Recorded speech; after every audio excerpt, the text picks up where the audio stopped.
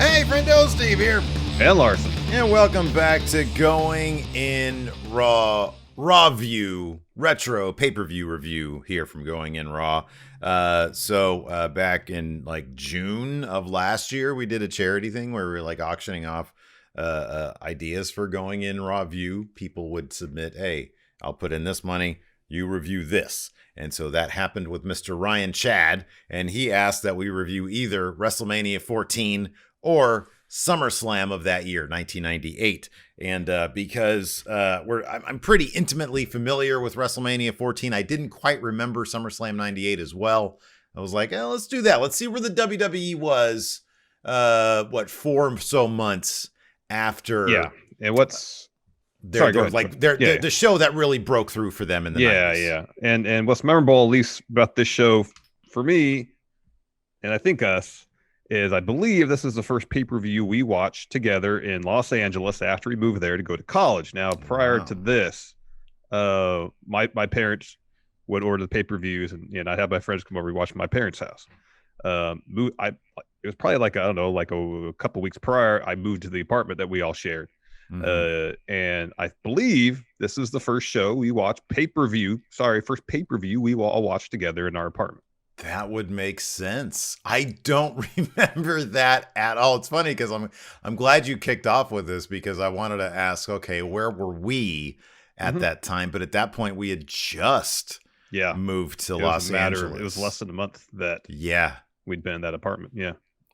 So I moved in a couple days before my birthday.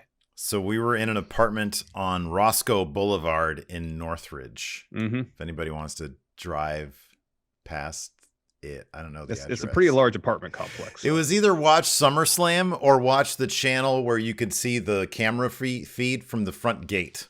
Yes. It was like channel 6 or something were on the cable system there where you could watch the front gate and who was showing up at it was a pretty big apartment complex. Yeah, it was pretty large. So there's always comings and goings. Yes. Fascinating watching, by the way. None of it was particularly interesting, and yet it was fascinating to watch. I mean, these days it's called Twitch. That's what it is these days. It's Twitch. This was pre-Twitch, was it Justin.tv? Which pre-YouTube was proto-Twitch. This goes back quite a ways. We're talking 1998 here. We had our TV set up. You walk in the front door, TV is right there. It was kind of like a long living space. Yeah, it was. Yeah, that living space had one of the 2 air conditioning units in the entire apartment. The other was in your bedroom. Nice. Yeah. Boy, we lucked out on that one. Yeah. But then I had to room with Jeff, so I'm not sure. It probably is a better trade-off. Yeah, my room got pretty hot, so. For that reason, I remember this show fondly. Mm-hmm. But what's kind of remarkable about this show, considering the era for what it's from, the Attitude Era, is how kind of unremarkable it is. Like I did a little bit of, not much, but a little bit of research into backstage stories, shoot interviews. We both listened to the Something to Wrestle With episode about this. And there's not a whole lot of like really meaty backstage stories about this show other than really Stone Cold getting knocked out early in his match against Undertaker. That's really the extent of it.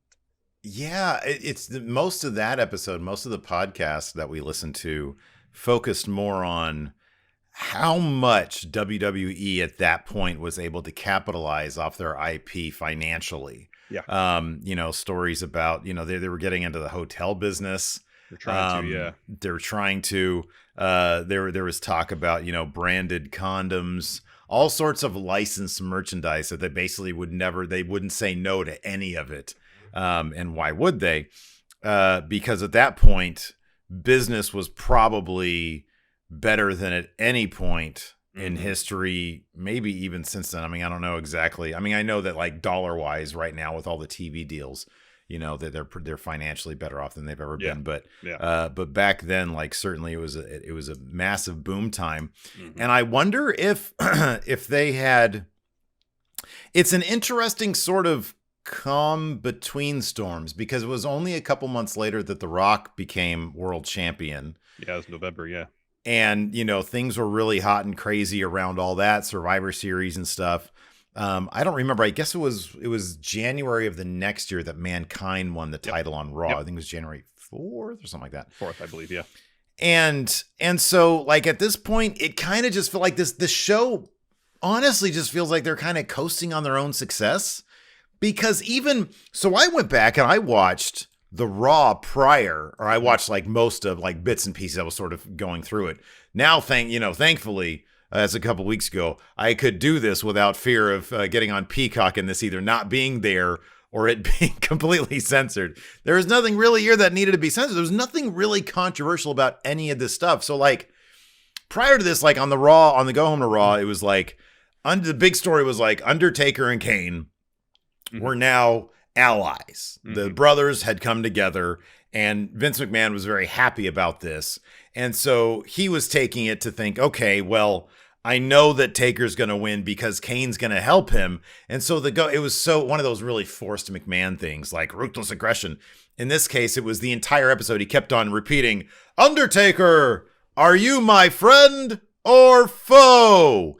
He would just say that relentlessly. Undertaker, friend or foe? I need your decision by the end of the show. So he comes out at the end of the show, friend or foe? Like, are you going to line with me and make life easier on yourself? Yeah. Or are you going to be difficult like Stone Cold Steve Austin? There is one thing, I guess. There's one kind of interesting bit about all that, is that apparently the Undertaker did not want to be a heel during this particular phase. Yes. And I read some bits about Vince Russo being upset about that to a degree, because he thought the main event match didn't have any heat because there was nobody for the crowd to boo in it. You got Taker, who even at that point in 1998, about 7-8 years into his WWE career, was established as a force. Fans, if nothing else, appreciated the legacy of the Undertaker even at that point. And you got Stone Cold, the hottest thing going in all of wrestling at that point. Who is the crowd going to boo?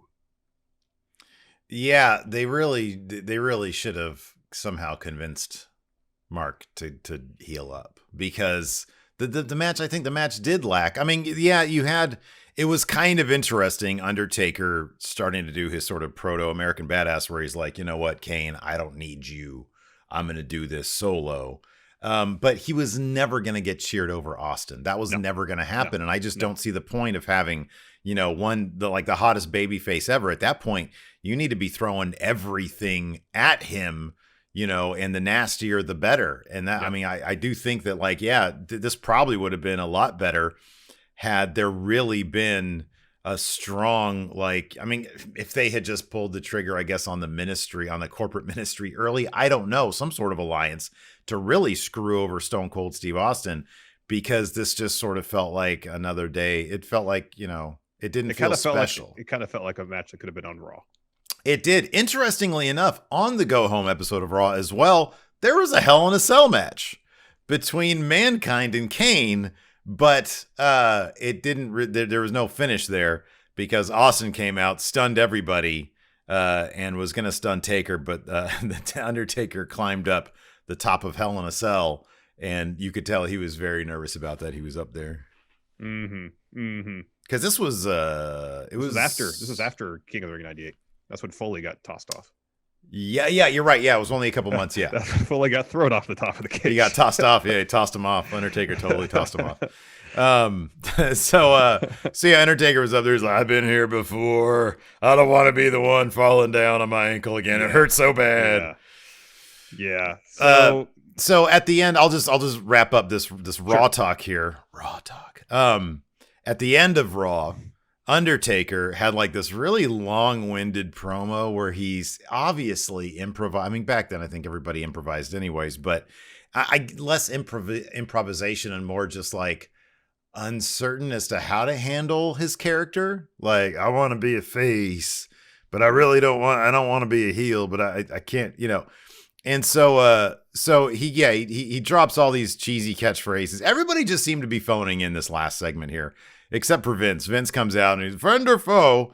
Instead, Undertaker chokeslam him, so foe evidently. Because maybe Taker saw just how much crowd pop just doing shit to Vince would, got Austin, and so he did that, and the crowd popped for it. So Austin shows up to like basically confront Taker. But Kane attacks, so Austin goes up the ramp And he drops a promo, which is it's the most phoned in. It's every cliche. Now listen, I'm going to take your ass and I'm going to beat your ass. It's like he had already said ass once, and so he got self-conscious. It was like a weirdly self-conscious promo from Stone Cold. That's interesting. Where I think he just felt that he can go out there and say whatever he wanted, and it would just come from, it would just flow, and the people would eat it up. And they did, but it was so awkward. It's like, all right, Undertaker, at SummerSlam this Sunday, I'm going to take your ass and I'm going to eat your ass. And then like this really cheesy trail of fire went up the ramp that Austin didn't even notice was there because he just sort of stepped back. And Shawn Michaels was on commentary. He was like a guest commentator or something. And he was like, oh, whoa, look at all that. Look at that fire right there. Look at that fire. Does Austin even know it's there? Because he literally steps in it and doesn't pay it. He's got his boots on. So he doesn't see that there's fire like on his foot right now. Yeah, it was really, really cheesy. That's really weird. Yeah, it was a lame go home episode. A really lame go home. Well, episode. I guess it's a pattern established by WWE going on 20 plus years then. Pretty much, yeah. How often have they really failed to deliver on go home episodes? Well, we don't need to go into complete match by match breakdowns. Yeah. No. Just anything that kind of seems interesting we could talk about. The show kicked off with a hype package for the show, kind of encapsulating the story. As you mentioned at the beginning, Kane and Undertaker, they were in some sort of alliance. Vince was really hyping up Undertaker as the next champion, saying Kane was by his side, therefore he has to be champion. What's noteworthy here is Taker kind of not really turning heel, yet Kane firmly heel. Super heel. Yeah. Super heel. In fact, a lot of the stuff on this show really sort of, I'm not going to say it was confused, but some of the stuff just seemed really confused about, okay, on one hand, you've got X-Pac defending the honor of Howard Finkel. On the other hand, you've got his stablemates in DX totally being fine, like, having no honor when it comes to ripping the crap out of Mankind, gleefully destroying him en route to taking. And then you have Triple H working face. Total baby face. Yeah, so, total baby face. It's interesting. Mm-hmm. Did you notice that the SummerSlam 98 theme song had a distinct NWO theme vibe to it? I heard that a lot after I watched it. I didn't notice it when I was watching it, but I had heard that as well. Yeah. Well, the NWO was really popular, so it was. Well, so was DX. Mm-hmm. I can't wait to talk about the musical performance by the DX band before the ladder match, and featuring Triple H. Yeah, because he wanted to get in on that. Dude, I'm telling you, man, how close are we to Triple H just starting a band? I mean, he's already probably 52, 53 years old. Yeah. I feel like he just needs to do it finally. Just start a metal band. He's so a metal cover band. You can play in places around Stamford. All bars. The Lemmy, all the Motorhead covers you want. Go ahead and do it. Just get it out of your system, because every time he loves these live band entrances, and he always loves to be up there like he's that was great stuff. I like I love that Conrad brought this up, because I noticed it as well. The entrance. So it's a Madison Square Garden. So obviously it's not like, I know SummerSlam still runs out of arenas, but they're much more elaborate. Yes. In this case, it was just that one tunnel, and they had it lit up with not tunnel, but you have all those fans. It was like a very it's a tunnel, it's a thin ramp. I would assume the tunnel where during the tunnel was behind. Is the players would take that route to go to the locker room, and they had like a gate up, and they had like a SummerSlam sign, and some red light behind it, going on back there. But Pritchard was complaining about he didn't like it because Hardcam was facing the entrance. He said he didn't like it because he'd always see people kind of milling by, security guards leaning against the guardrail. Maybe not aware that they're going to be on camera during the course of the show. They're people that have to do their job. So it's how I picture the gates. It's how I picture the gates of hell to be honest with you. You get down there, you've been sent down, you did your time in purgatory. They're like, yeah, no, you're crap. You need to go down there. And then you get to hell, and at the gates, there's just a bunch of security guards sort of milling about. Yeah. I'm like, why are you a security guard to hell? Nobody should want to be here. You're just going to scare more people off. Where am I going to go? Yeah. Remember, this is hell. What does it mean? What do we have to do here? People are sent here. They're damned. They're damned. Secure. What do you have to secure? It seems like it should just be a free for all in there. How do I get your job? Just to mill about the outside gates of hell, because it's probably a lot worse going in there. It probably is. That's a fair point. Fair point. The first match of the night, Val Venis making his pay-per-view debut, or his first title shot. Sorry, first title shot against D'Lo Brown. This is his first European title defense on pay-per-view. This is the time when D'Lo was not only wearing the chest protector, which was a great gimmick. He was every show, every match, he was hailing from a different city in Europe. Tonight, this night, SummerSlam '98, he was hailing from Helsinki, Finland. From Helsinki, exactly. It was great. I love this phase of D'Lo. Yeah. Like the implementation of the chest protector was always great. It was always there to protect him. I watching this, it's hard not to think about Roman Reigns and his vest phase. Yeah. I think there was one person, Kevin Owens, I believe it was, who chopped the vest and shook his hand. Yeah. Otherwise, no one acknowledged the idea that the vest might give Roman some sort of competitive advantage. Yeah, it's crazy. It's crazy that, you know, Kevin Owens has always been the kind of guy who he acknowledges and relishes the ridiculousness in wrestling, but he also respects certain things that should be logical. And he shuns stuff that don't seem logical. And that is an exact example of that. That's why I love Kevin Owens so much. He's great.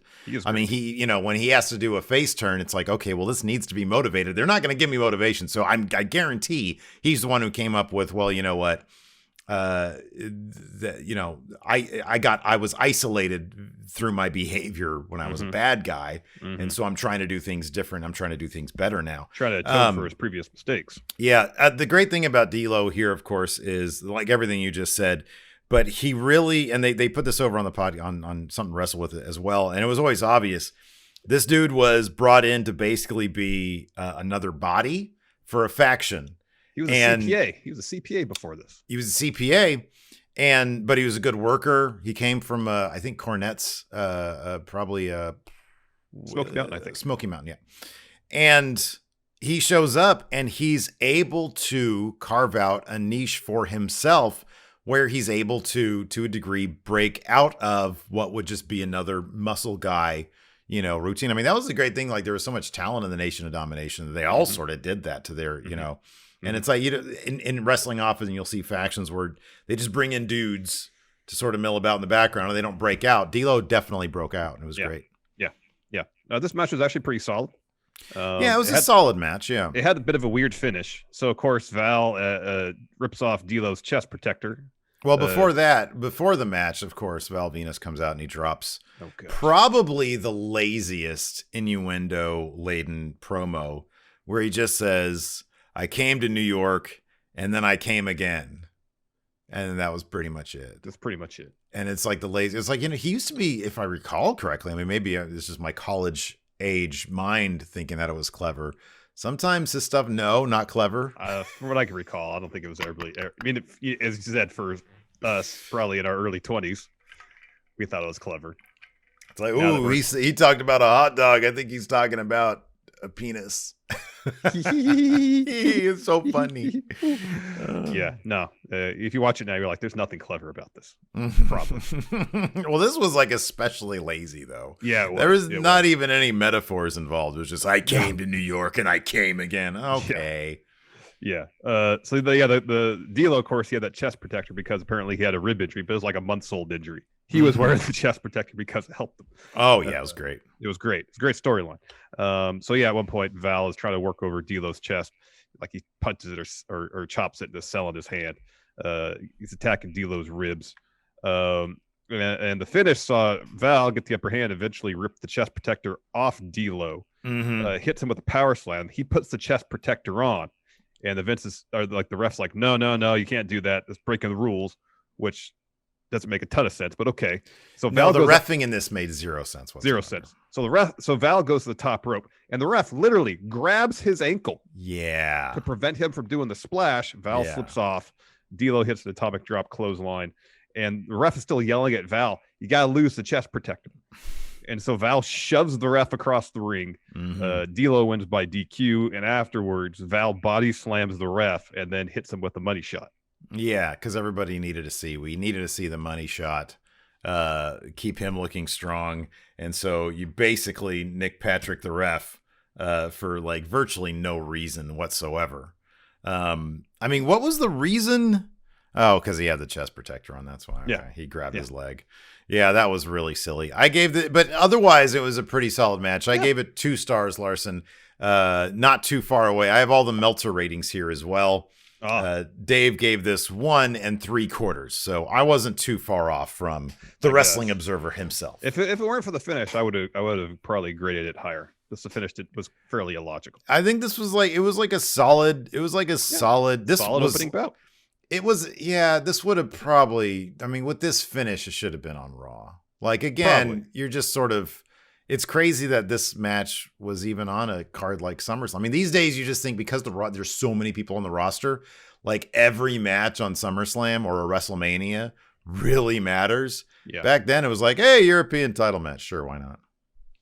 Yeah. Well, I mean, this is a time when they didn't have the depth of talent like they do now. Yeah, right. Yeah, there were other companies out there. Had to be on the pay-per-view card, There were at least 2 other major promotions in the United States. Afterwards, Michael Cole has a Stone Cold update. Apparently, Austin destroyed the Hearst on Heat. Yeah, but Mankind and I think Kane weren't in the car. Mankind, Kane and Undertaker, I think. Mankind is getting on Austin about destroying his ride. So he's going to put Kane in there after their match. Says maybe he'll use his sledgehammer tonight after all. Later on, Mankind has a great bit with Vince. Yeah, no, that was really good.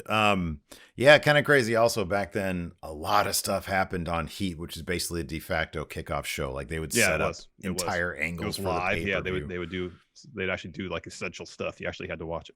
I mean, they would recap everything, so that was they would. But this next match was far and away the worst match of the entire card. The Oddities versus Kai En Tai. Yeah. So Kai En Tai is filled with guys who could work. Dick Togo, Taka, Funaki, Teo, they could all work. And it's a bummer they were stuck in a pretty lousy comedy gimmick. Yeah. It's funny because I gave this also 2 stars. Really? Meltzer gave it -2. Here's the thing. I kind of like the comedy of this. And Kai and Tai were really funny physical wrestlers here, like doing the physical comedy stuff. But it was an absolutely nothing match. But seeing Kurgan dancing around was pretty funny.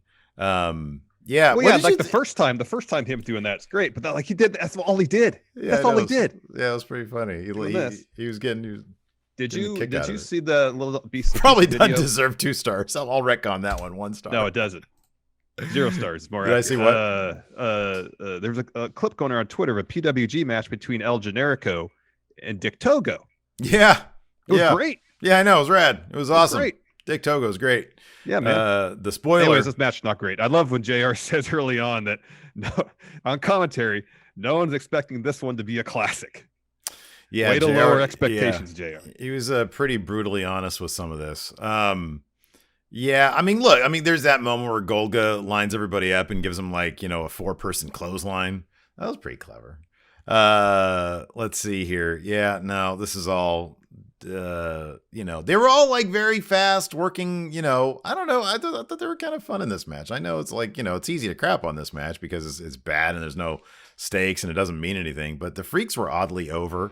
No, not the Freaks. They're Oddities. The Oddities. Yeah. It's fascinating to look back at stuff in this particular time period and see how over South Park was. Oh my gosh, South Park was everywhere. Every Cartman was on every t-shirt. And I still remember being like, yeah, that's not really my thing. I was so left out of the South Park thing. I was like, I miss Beavis and Butthead. That was my jam. Yeah, I like Beavis and Butthead. I don't need too. South Park. But even South Park's very clever. They're very smart guys. Sure. The guys doing that. But yeah, so yeah, it was fun. I mean, again, when you see, Taka in there, it's like you just think, man, this guy can do so much more than this silliness. Dick Togo, he was a lot of fun. I didn't really know much about Teo.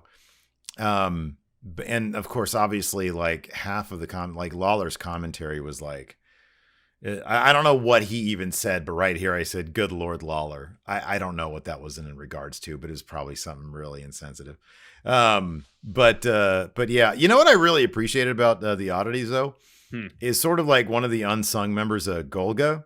That mask of his was creepy as hell. It was like flesh-colored, weird flesh mech mask. Super tight. It was like almost like Rawgate Mutant. It was very creepy. It's probably very uncomfortable to wrestle. I kind of wonder if they had never figured out the whole, hey, let's put them with the Insane Clown Posse and make them kind of a babyface act. If Golga could have been, I don't think that, because it was John Tenta under the mask. I don't know if he had like, if they'd ever planned to give him like, I guess Kane would be a good example. Could he have been, not in terms of like Kane's athleticism, because for a big man, Kane could do all sorts of cool stuff in the ring. Pretty compelling backstory they gave him. But like in terms of being a really creepy character, could he ever gone down that route? Well, first thing you have to do is lose the Cartman shirt. Right. Yeah, exactly. Like if they had done that, like could he have been a really creepy guy? Like I feel like he immediately came in and he was just part of the Oddities. I don't remember his backstory. Yeah, I don't recall either. Yeah.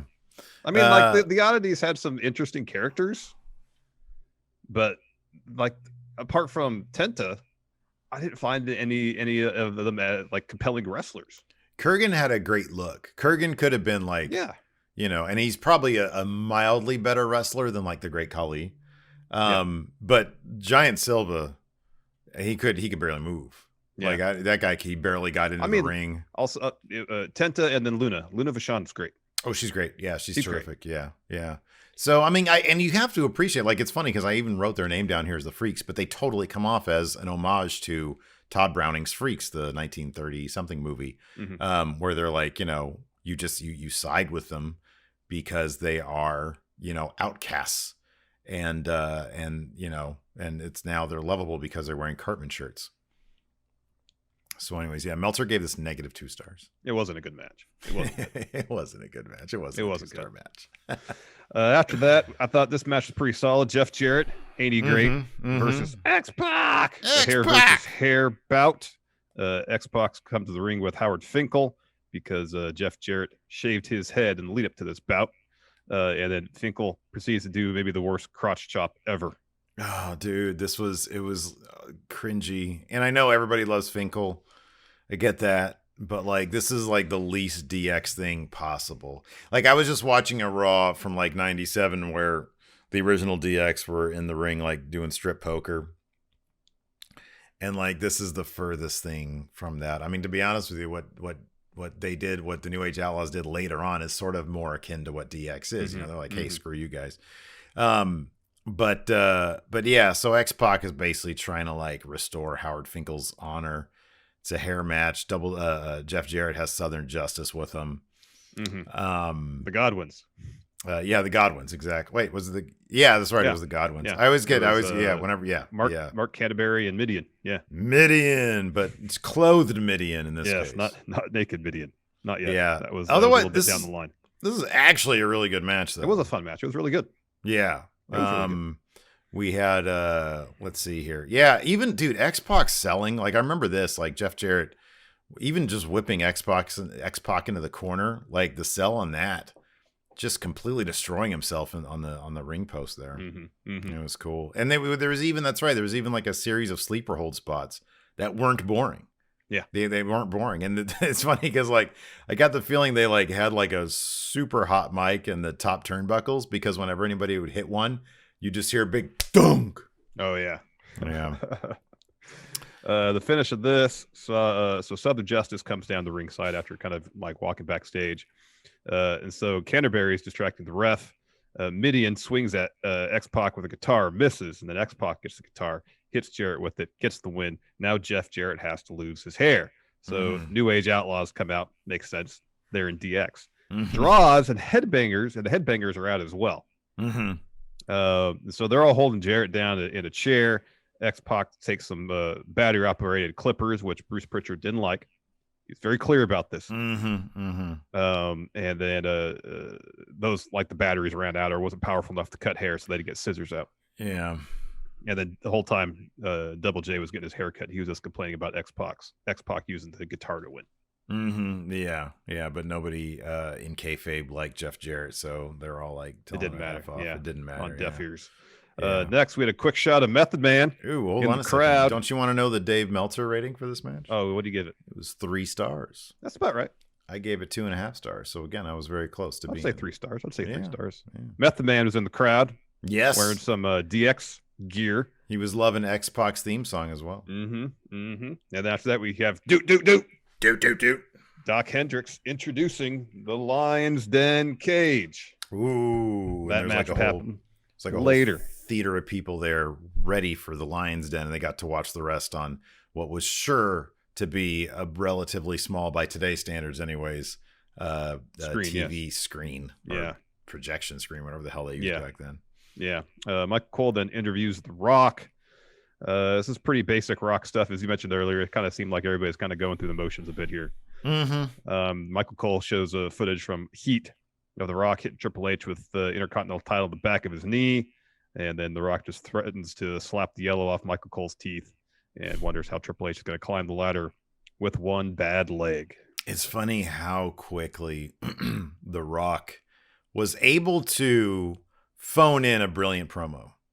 Because, again, when I was going back and watching some of the 97 Raws, I watched one when he was still being referred to as Rocky Maivia, but he had already joined the Nation. He was sort of the focal point.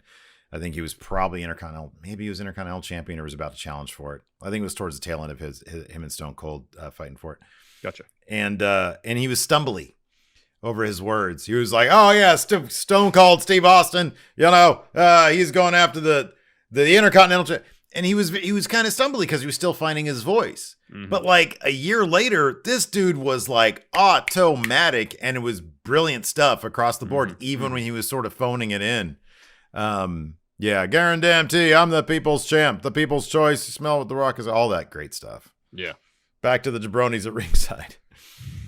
Next up, we had Marc, Mero, and Jacqueline versus Sable and mystery opponent. You think you know me. You know me. That's Edge. Edge's old theme. Yeah. Yeah, I'm trying to remember how it goes now. You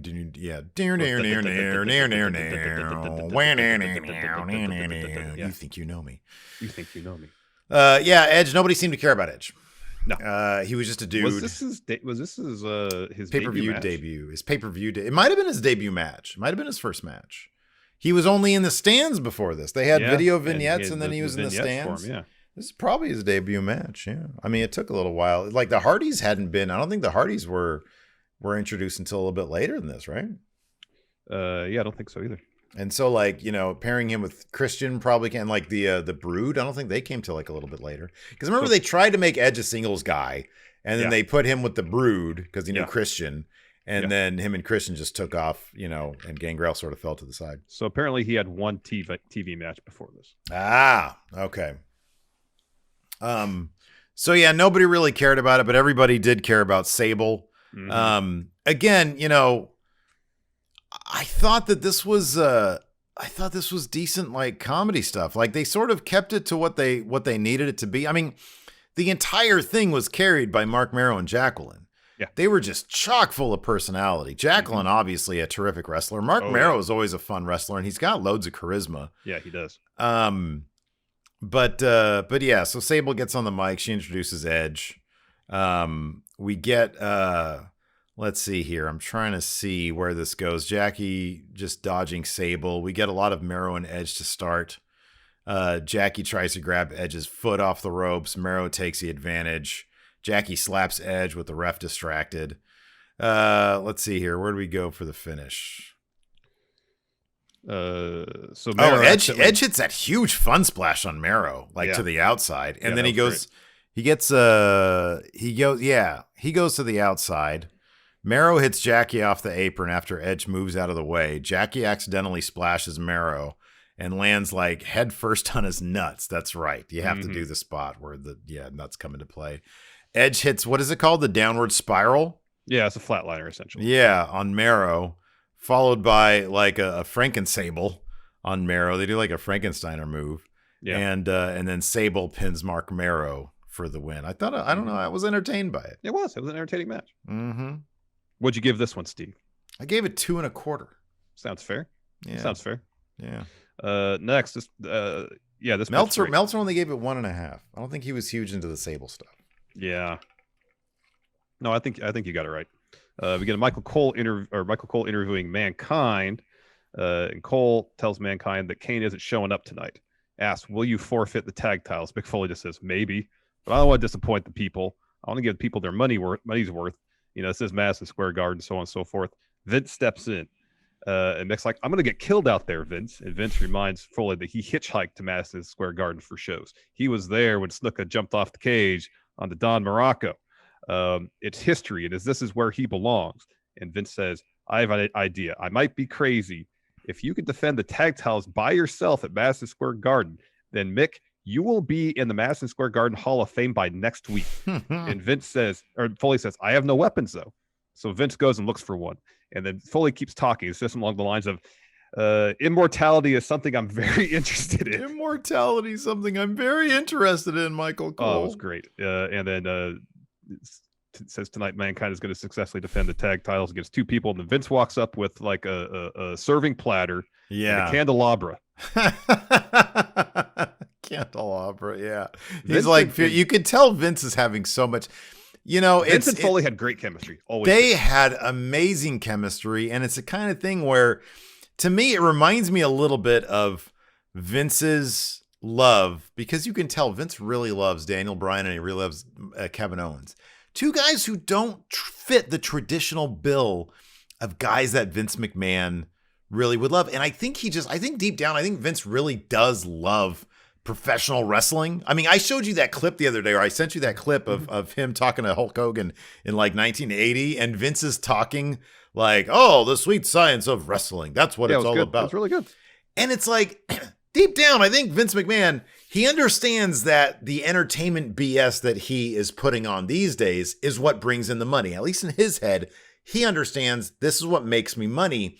But I think deep down, he's like, he just loves pro wrestling. And I think Kevin Owens and Daniel Bryan, I get the feeling that they appeal to that side of him. And that's why he always has. And I wonder if it was the same thing with Foley. Foley didn't look like your normal pro wrestler, but Vince seemed to love him so much. And maybe it was because Foley would do anything for professional wrestling. And that's a couple of things that Vince, we've heard appreciates: his loyalty, his dedication, his hard work. Yeah. Undertaker's talked about that. And Foley, during his time at WWE, that's what he was. Yeah. He was asked to do something, he did it, Also, I wonder if it was just, maybe Foley was just a really smart guy. Yeah. And I'm not saying other people are stupid, but it's like, he's like the kind of guy who is so smart, he stands out. And so it might be the kind of guy, well, Vince knows he can talk to him, and he's not going to get a bunch of, gibberish back. And so maybe it's that, but they had terrific chemistry. Yeah. Because he was all hyping him like, come on, man. This is history.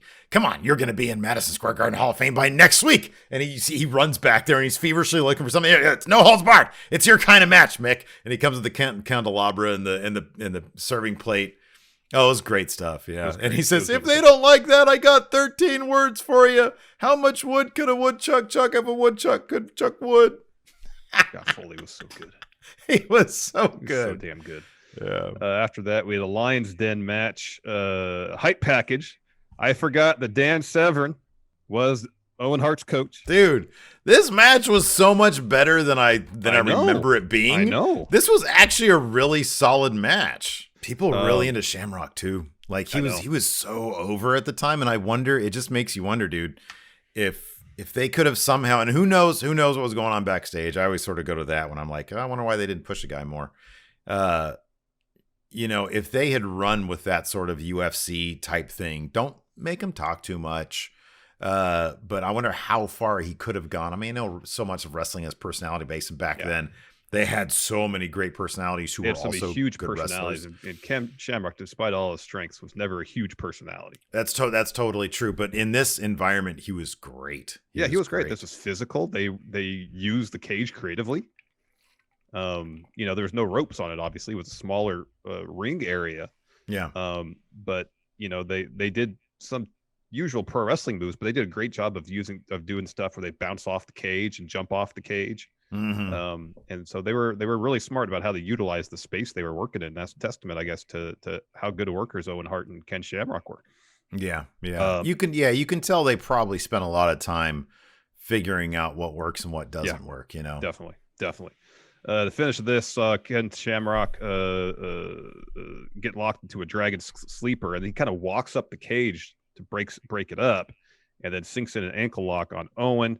And Severn's got a towel there. He's watching it, and he just does this. Backs out. Owen taps. That's the most Dan Severn thing. I noticed this before the match too. He was trying to give Owen a fist bump, and Owen didn't see it. And he held it out, and he grabbed him and brought him back to make sure he gave him the fist bump. He was not going to be denied the fist bump. No, he was not going to be humiliated, even accidentally. Exactly. You're not leaving me holding the bag, hanging, dude. Yeah, exactly. After that, we had a Stone Cold interview. He talks about not trusting anybody. So he respects Undertaker more than anyone, but he's not afraid to cheap shot him if that's what it's going to take to keep the title. He says he won't give Vince the satisfaction of seeing the WWF Championship on anyone else. You have to appreciate Austin here. A bit phoned in, but also, I guess, trying to maybe respect Undertaker's wishes to not be a heel. Yeah. Because when you talk about somebody else, I respect the Undertaker. Well, if Undertaker was a real nasty heel here, like he should have been, it probably would have been a different promo. But he's like, I'm not afraid to cheap shot him. Keep my hands on the title. There's not a lot of heat going on here. No, there's not. Not at Two all. guys who were trying to get a lot of heat, New Age Outlaws. Again, South Park, the Road Dogg was wearing a Cartman shirt, I think. Yeah, it's a Cartman shirt, yeah. This was, it started off pretty strong for Snatches WWE title, act like he's going to clock Stone Cold with it, instead hands it with him, nods in his general direction before taking his leave. Sign of respect. I have to pass this torch to you now. I know HBK already did, but now it's my turn to pass this torch. Yeah. It was what it was. Again, it sort of felt like they were, I don't know. I just wonder if it's like, okay, well, we know Austin is a license to print money. We don't have to take a whole lot of risks here. Mm-hmm. And on top of that, they had something big with The Rock coming up. So maybe it was like, hey, we got a new toy on the way up here. We're going to mess with that for a little bit. I don't know. So yeah. And then I don't know if you just mentioned this, Kane comes out, the Taker and Kane stand side by side to sort of close the show. Mm-hmm. Meltzer gave this 3.5 stars. I gave it 3.5 stars as well. Wow. Before I even saw his right there with what'd you give the ladder match? Probably should have just given this 3, to be honest. Oh, the ladder match? Pfft. What didn't I give it? I gave it 4 3/4. That was almost damn near 4 1/4. Oh, okay. Meltzer gave it 4 1/4. All right. Clearly, it should have been a 5-star match, but didn't happen at Tokyo Dome. It's a really good match. It was really good. So yeah, that's gonna do it for our SummerSlam 1998 review. Do we know what's? Let me take a look at this this list here. Now this one's done. Yeah. Let's see here. We did that already. We need to do. Here we go. Looks like we have a SummerSlam 2005 on the horizon. Don't we need to do one on a DDT Pro show? Yeah, for Sandra, we got to do a DDT Pro one. Make sure there's not a different one here too. Okay, got that one. Bloop. Yep, I think that's the last one of the donor batches. Oh, okay. And then we'll just do whatever we want to do. Let's do some more. All right. Well, thanks everybody for tuning in. We appreciate it. Let us know what you guys think in the comments below. Hey, before you leave, give us a thumbs up. Subscribe to the channel. It helps us grow. Thanks for watching, everybody. Till next time, we'll talk to you later. Goodbye. Help support Going In Raw today by becoming a Friendo Club TV member. You'll get access to new bonus episodes every week, including Friendo Club Arcade, Live Power Rank, Vintage 10 for the Wins, and Ask Steven Larson. Get access to Friendo Club TV today by becoming a $5 and up patron at patreon.com/Steven Larson, by throwing us a sub at twitch.tv/Steven Larson, or by clicking join at youtube.com/Steven Larson.